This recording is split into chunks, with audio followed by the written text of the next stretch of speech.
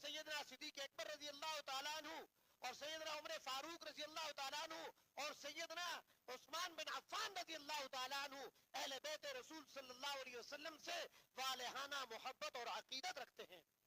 حضرت سیدنا صدیق اکبر رضی اللہ عنہ فرماتے ہیں کہ میں اپنے اہل و عیال کی نسبت اہل بیت رسول صلی اللہ علیہ وسلم کا زیادہ لحاظ اور پاس رکھتا ہوں. میرے نزدیک ان کا مقام اور مرتبہ زیادہ ہے. حضرت سیدنا صدیق اکبر رضی اللہ تعالیٰ عنہ حضرات حسنین کریمین کو اپنے کاندھوں پر سوار کیا کرتے تھے. حضرت سیدنا عمر فاروق رضی اللہ تعالیٰ عنہ بھی اہل بیت اطہار کے ساتھ محبت اور محبت کا اظہار فرماتے تھے کہ آپ رضی اللہ تعالیٰ عنہ نے جب مسلمانوں کے وظائف مقرر کرنے کے لیے رجسٹر مدون کیا تو اس رجسٹر کے اندر آپ رضی اللہ تعالیٰ عنہ نے نسبت رسول صلی اللہ علیہ وسلم کا زیادہ سب سے پہلے لحاظ اور پاس رکھا. اور پھر حضرات حسنین کریمین رضوان اللہ علیہ اجمعین یعنی حضرت سیدنا حسن اور سیدنا حسین ابن علی رضی اللہ تعالیٰ عنہ کے وظائف کبار صحابہ کرام کے برابر مقرر فرمائے.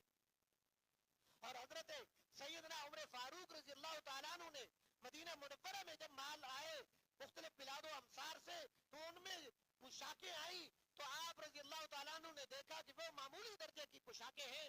آپ رضی اللہ تعالیٰ عنہ نے آرڈر دے کر یمن سے خصوصی پوشاکیں طلب فرما کر حضرات حسنین کریمین رضوان اللہ علیہ اجمعین کو اپنے سامنے پہنائی.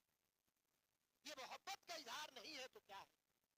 اور حضرت سیدنا حسین ابن علی رضی اللہ تعالیٰ عنہ ہی ہے کہ حضرت سیدنا عمر فاروق رضی اللہ تعالیٰ عنہ نے ان کا نکاح پڑھایا حضرت شہربانو رضی اللہ تعالیٰ عنہ کے ساتھ.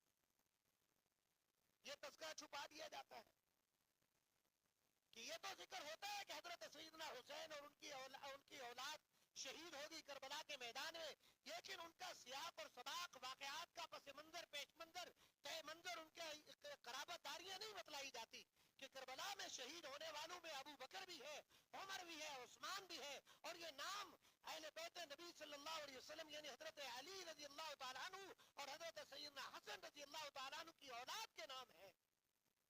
اگر ان کے دلوں میں اصحاب رسول صلی اللہ علیہ وسلم کی محبت نہ ہوتی تو وہ اپنے بچوں کا نام ان حضرات خلفائے ثلاثہ کے نام پر کیوں رکھتے؟